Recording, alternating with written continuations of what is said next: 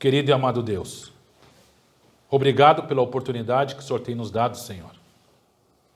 Essa oportunidade que o Senhor vem nos dar neste momento de poder explanar a Tua palavra. Amém. Que nós possamos entendê-la, Pai. O que nos diz a Bíblia? No que nos diz a Tua Escritura? Ensina-nos, Pai. Mostre-nos. Faça-nos compreender, através do Teu Santo Espírito, o quão importante é conhecer a Tua palavra. Obrigado por esse momento. Usa-me, Pai, e que eu não venha falar nada que venha de mim, mas sim que venha do Teu trono de graça. Por favor, Senhor, é o que eu te peço, em nome de Jesus. Amém. Amém.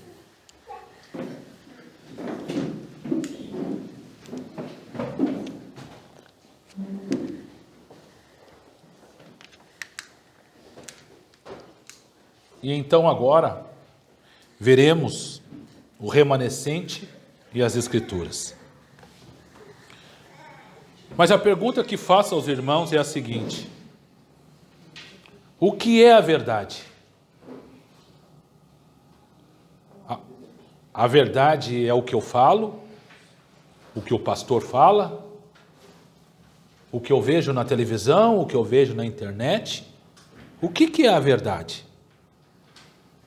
Qual é a nossa regra de fé? Quando há dificuldade, aonde eu devo ir? O que eu devo buscar? E como eu devo buscar? Cada vez parece mais difícil separar o verdadeiro do falso. Vivemos em tempos confusos. Boatos se passam por fatos, porém a verdade é só uma, não é duas. Percebemos que a mentira nunca termina bem e conduz à morte. A Ellen White diz assim: se a palavra de Deus fosse estudada como deveria ser, os homens teriam mente mais aberta, nobreza de caráter e firmeza de propósito, que raramente se vêem nesses tempos. Bem pouco benefício, porém, se tira de uma leitura apressada das Escrituras. É possível ler a Bíblia inteira e, no entanto, deixar de reconhecer-lhe a beleza ou compreender-lhe o sentido profundo e oculto. Uma passagem que se estuda até que seu sentido seja claro à mente. E evidente, sua relação para com o plano da salvação é de maior valor do que a leitura de muitos capítulos, sem ter em vista nenhuma instrução positiva. O Ellen White está nos dizendo que se nós não entendermos, nós temos que ler de novo. A Ellen White está nos dizendo que dentro da Escritura está o plano da salvação de Deus. E se nós não buscarmos, de nada adianta. Se nós não tivermos um pleno conhecimento e nós não abrirmos a nossa mente, nós não vamos entender. Por isso, o Consolador. Hoje nós vamos falar um pouco sobre as Escrituras, o remanescente das Escrituras. E quem é o remanescente aí? Nós. O remanescente são pessoas que resistiram às tentações do mundo. Não se desvirtuaram, nem se paganizaram.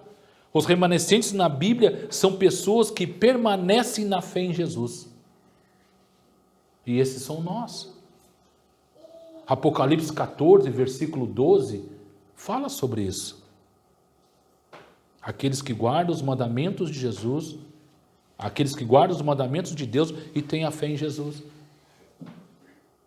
É isso que nós precisamos. Guardar os mandamentos e ter a fé em Jesus. Vejam, vamos dar uma passada pela Bíblia em alguns versículos, separei alguns aqui para nós, que eu achei importante. Nós vamos passar por 4 fases, 4 camadas. A primeira, João 5,39, bem conhecido de todos.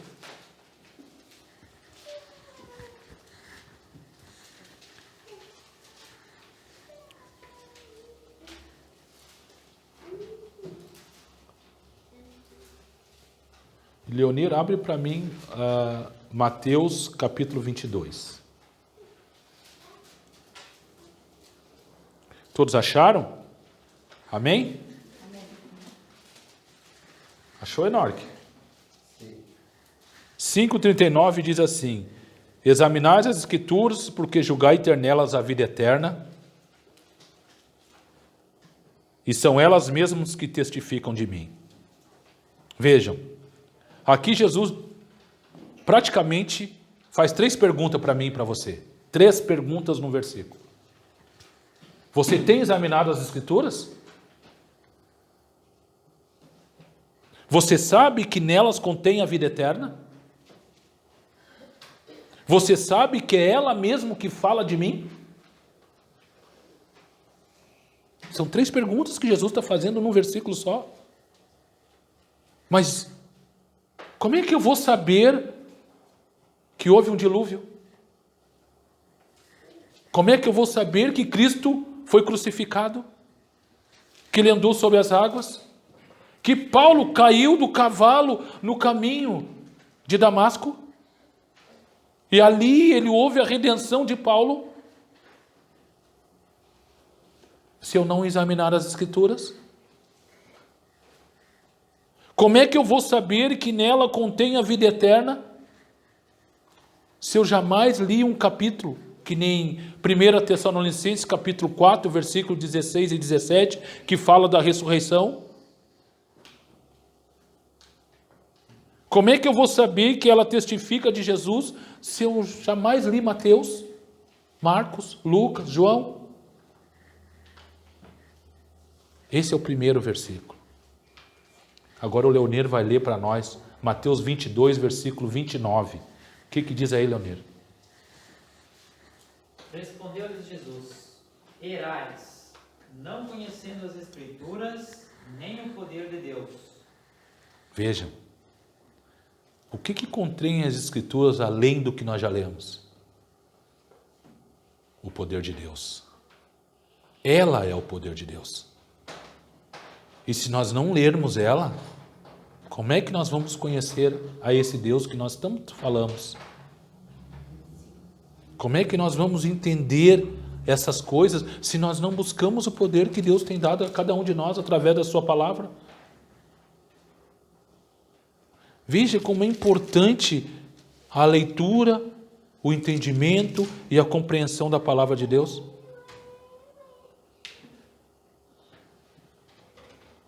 O que diz João 8,32? Quem sabe de cor? Pode dizer. Pode falar. Conhecereis a verdade e a verdade vos libertará. Certo. Esse versículo todo mundo conhece, né? Mas por que ele vem? E conhecereis a verdade vos libertará. Agora vejam o versículo 31. Disse, pois, Jesus aos judeus que haviam crido nele: se vós permanecerdes na minha palavras, sois verdadeiramente meus discípulos. Espera aí um pouquinho. Então, Jesus está dizendo que se eu permanecer na sua palavra, eu vou ser discípulo dele. Mas no versículo 32, ele continua dizendo: e conhecereis a verdade, e a verdade vos libertará.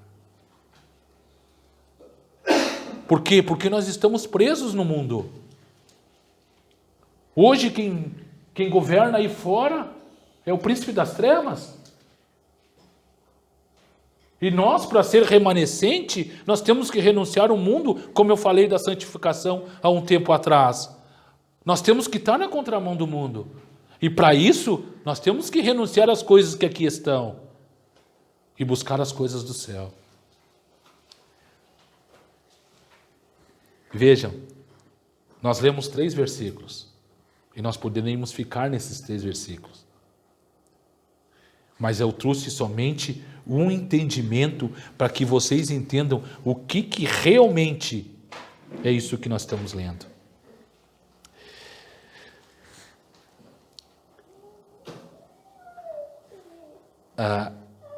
Esses dias eu estava lendo a Bíblia e eu cheguei a um contexto.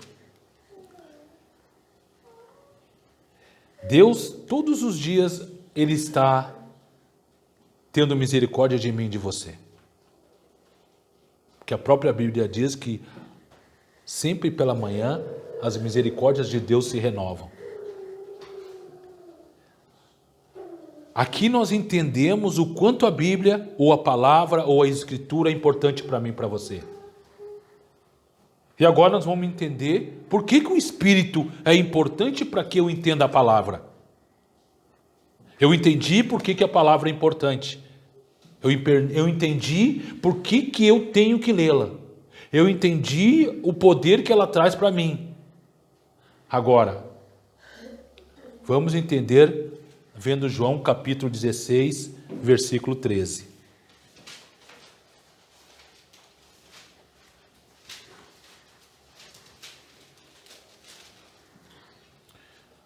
Sabrina, pode ler para nós, Sabrina?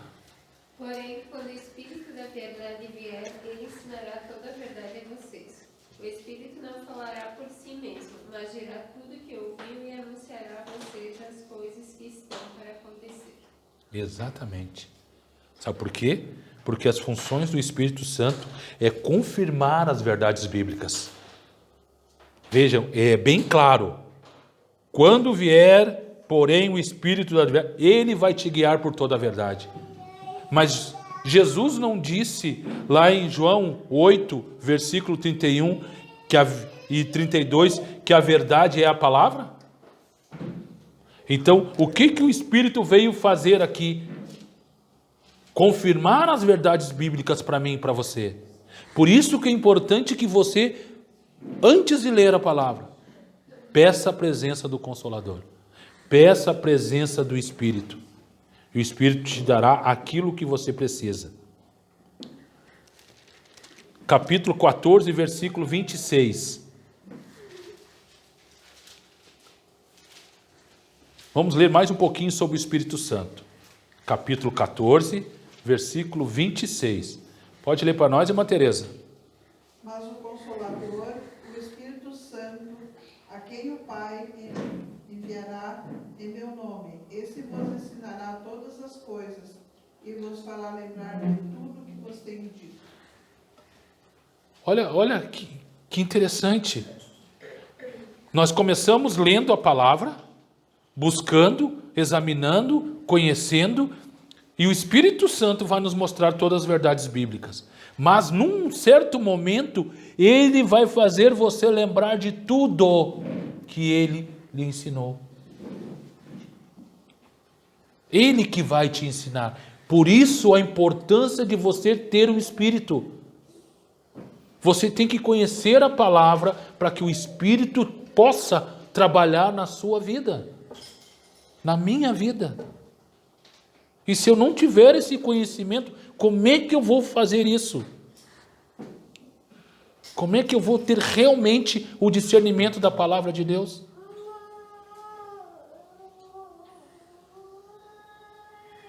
É muito importante, porque se nós não conhecermos a palavra, como é que eu conhecerei a Jesus?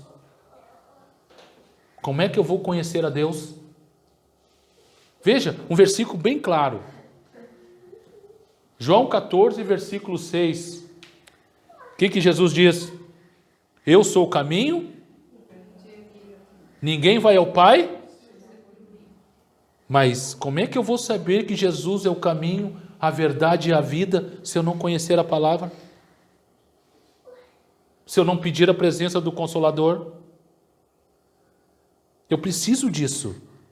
Eu necessito disso. E aí eu pergunto para os irmãos, alguém vai estar no céu se não conhecer a Jesus? Alguém vai ver ao Senhor?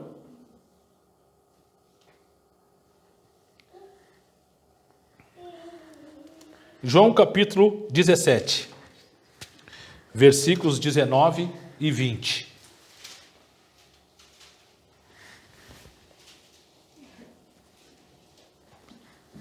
Lê para nós, irmão. Atrás da irmã Tereza aí, por favor. Esqueci o nome dele. Eles me certificam a mim mesmo, para que também eles sejam certificados na verdade. Eu não rogo somente por estes, mas também por aqueles que pela sua palavra amam e creem em mim. Exatamente isso. Veja que interessante. Aqui é a oração sacerdotal de Jesus. O que Jesus está dizendo aqui? Em favor deles, eu me santifico a mim mesmo, para que eles também sejam santificados no quê? Na verdade. E o que é a verdade aqui? As Escrituras, a palavra de Deus. E o mais interessante, não rogo. Por que Jesus diz não rogo? Não oro somente por estes, mas também por aqueles que vierem a crer em mim, por intermédio do quê? Veja como é importante a palavra na minha e na tua vida. Jesus já orava por mim e por você. Jesus já buscava isso, só que o que eu quero? Quantos minutos tem uma hora? 60 tem uma hora. E o dia? Tem 24 horas. Não tem 24 horas? E quantos minutos dá? Professora, que é boa de cálculo? Tu é bom de cálculo? Quanto dá 24 vezes 6? 480 minutos. 480. 24 vezes 6. 6 vezes 2, 12. Com 2, 14. 144, 1.440 minutos. Mas se esses 1.440 minutos, quantos minutos do dia eu tiro para estar com Jesus? –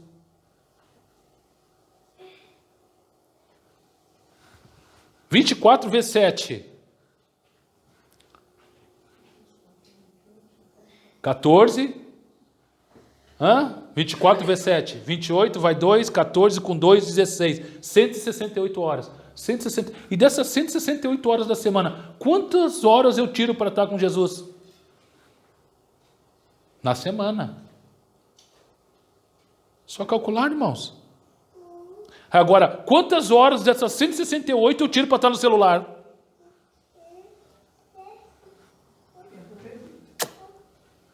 Veja.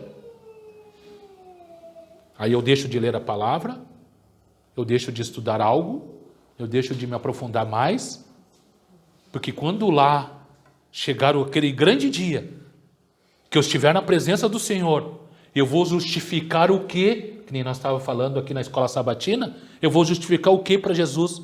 Vou dizer, não deu tempo, eu tinha que olhar o que o pastor Rodrigo Silva estava dizendo, ou o que o fulano estava dizendo, quando na realidade eu nunca me preparei para a volta de Jesus. Eu estava preocupado que o Papa está fazendo uma reunião com todos e está formando uma religião só. Mas eu não deu tempo para me preparar para a sua volta. O senhor me dá mais uns minutos? Ele vai dar? Vejam, irmãos.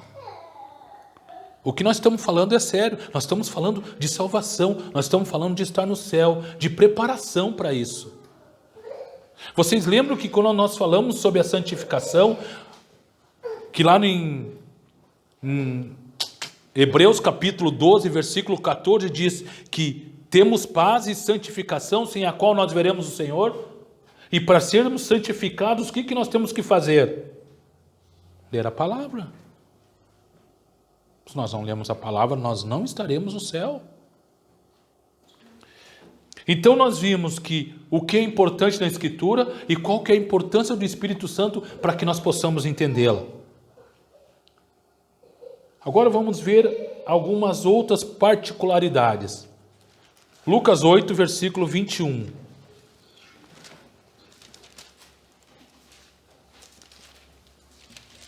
Lucas é um pouquinho antes de João aí.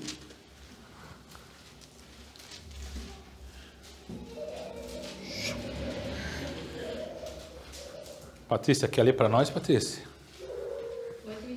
8:21. 8:21.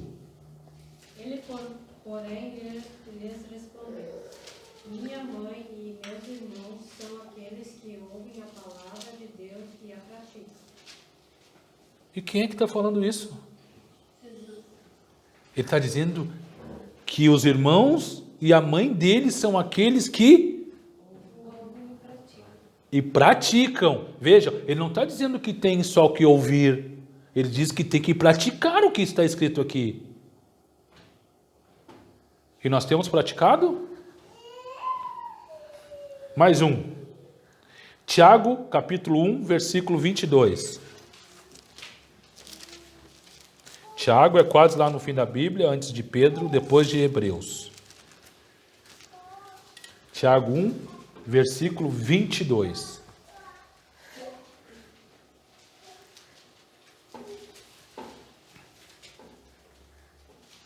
Passou Hebreus, é Tiago. Achou, irmã? Qual é o? Capítulo 1, versículo 22. Quer ler, Maristela? Pode ler para nós. Tomai-vos, pois, praticantes da palavra, e não somente ouvintes, enganando-vos os mesmos. A vós mesmos. Está vendo? Jesus diz que nós temos que ouvir e aqui Tiago está dizendo o quê?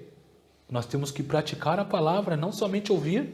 Novamente nós estamos ouvindo a mesma coisa de uma outra pessoa. Nós escutamos de Cristo e agora nós escutamos de Tiago, seu discípulo. Nós temos que ouvir e praticar a palavra. Vamos voltar para Lucas.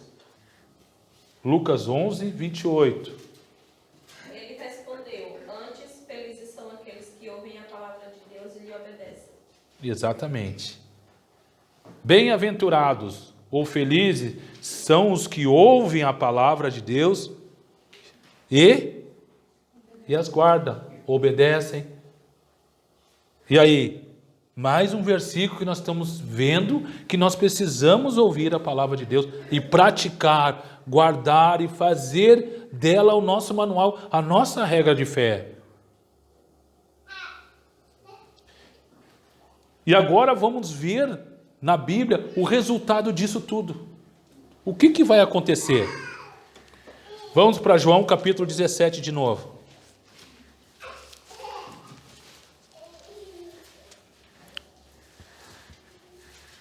João capítulo 17. Achou, Enoque?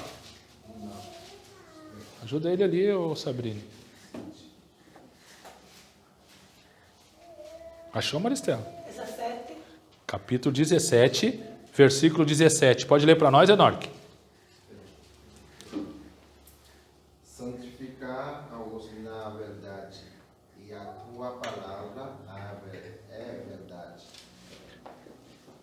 Santifica-os na verdade, a tua palavra é a verdade. Irmã Tereza, então o que nos santifica aí, dona? Vocês estão vendo? O quanto é importante você ter o conhecimento da palavra, caso contrário você não vai ser santificado. E lembra o que eu falei de Hebreus 12, 14? Quem não for santificado não verá Deus. Olha o quanto é importante isso. Vamos lá para o Salmo. Esse todo mundo conhece. Salmo 119, versículo 105. Lâmpada para os meus pés é a tua palavra e luz para os meus caminhos. Nossa! Veja, então, está dizendo que se eu estudar a palavra de Deus, o que pode acontecer?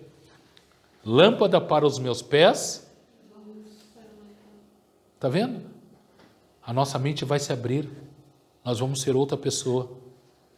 Sabe por quê?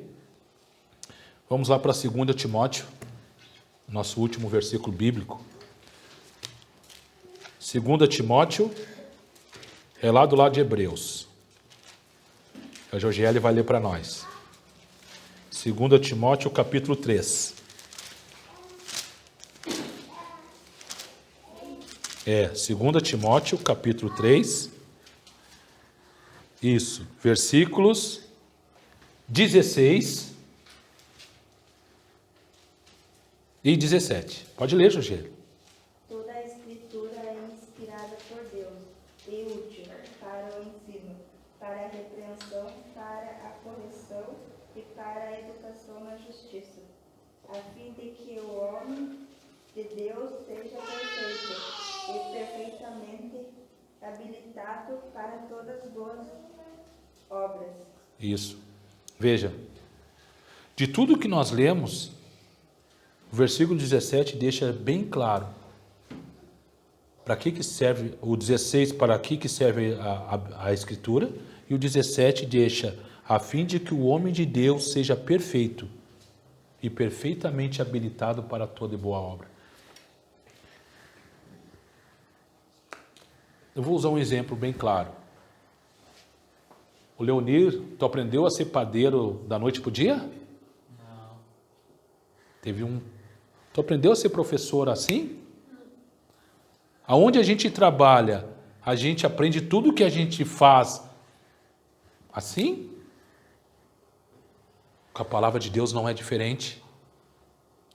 Se você não estudar, você não vai passar na prova. Como é que você vai estar perfeitamente habilitado para fazer alguma coisa para Deus se você jamais pegou a Bíblia? Quem é que lembra daquele versículo bíblico em Mateus que diz assim: é mais fácil um camelo passar por um buraco de uma agulha do que um rico? Mas por que Jesus diz isso? Porque os ricos pegam aquelas cestas básicas e levam lá no Rio de Janeiro, na favela, e distribuem.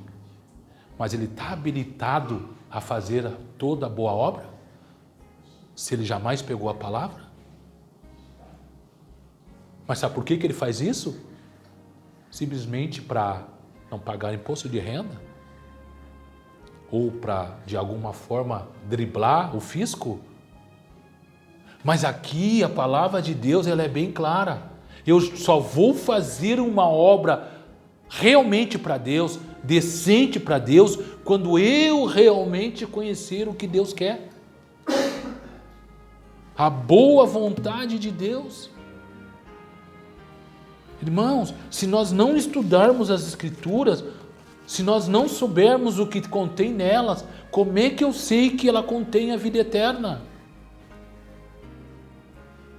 Como é que eu sei que ela fala de Jesus? Como é que eu sei que eu não tenho que dar um copo de água para aquele que bater na minha porta? Ou um prato de comida, ou dar um vestimento? Veja, irmãos, ela é um livro, ela é nossa regra de fé. E lá em Coríntios ela é bem clara que diz que ela é um livro espiritual e se discerne espiritualmente. Então, se você não tiver com o Consolador, que nem nós lemos, você jamais vai discernir o que esse livro tem para te dizer. Isso que é o mais importante. A nossa vida, ela é feita de momentos. E este é o momento no qual Deus está nos proporcionando um momento único de nós entendermos o quanto é importante a sua palavra. Sabe quando é que você vai ver uma pregação assim novamente? Se você olhar no YouTube, quem sabe? Porque a maioria das igrejas hoje, elas querem falar das profecias. Ninguém, na realidade, está se preparando para a volta de Jesus. Não pense que eu não olho o que está acontecendo no mundo. Eu olho. Mas o meu foco é aqui. O meu foco é me preparar. Porque eu não quero, que nem está em Apocalipse capítulo 6, que os rochedos recaiam sobre mim, porque eu não me preparei para a volta de Cristo. Porque muitos que estão sabendo que Cristo vai voltar, não estão se preparando, achando que é bobagem, que eles podem amanhã se preparar para a volta de Jesus. Só que a volta de Jesus, tu não vai te preparar em um dia. A volta de Jesus, você não vai se preparar em um mês. Um atleta, para ganhar uma medalha olímpica, se prepara há 4 anos. E assim mesmo, não ganha medalha. Fica fora. E você pode se preparar 4 anos, 10 anos, 20 anos, 30 anos, e talvez também não entre. Fique fora.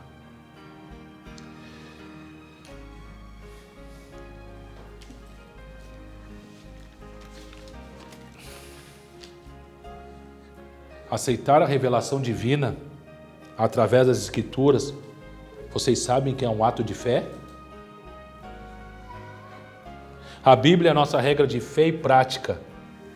Ela é a fonte real de toda a verdade e exerce o poder transformador, santificador na vida das pessoas que a leem. E a palavra de Deus permanece eternamente em nós e nos liberta do pecado. É somente ela, mais ninguém. Nós já estamos salvos pela graça. Mas é só isso? Jesus abriu a porta pela graça. Mas quem é que já entrou nela? Nós estamos ainda do lado de fora. Nós temos que ser justificados para estar lá dentro. Caso contrário, ficaremos de fora. E para encerrar, o hino 115 do nosso inário.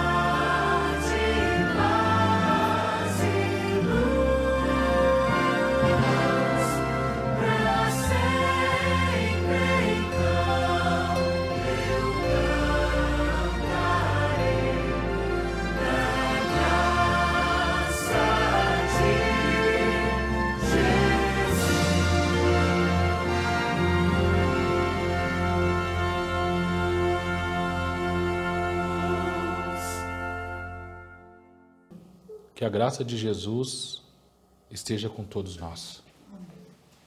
Querido e amado Deus, obrigado pela oportunidade que o Senhor nos deu, Pai, de mais uma vez entender que se nós não tivermos a palavra gravada na nossa mente e no nosso coração, jamais veremos o Senhor.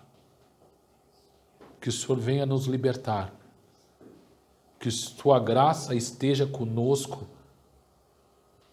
porque às vezes, como diz o seu louvor, estamos cegos que o Senhor nos pegue pela mão e nos conduza para a tua verdadeira luz.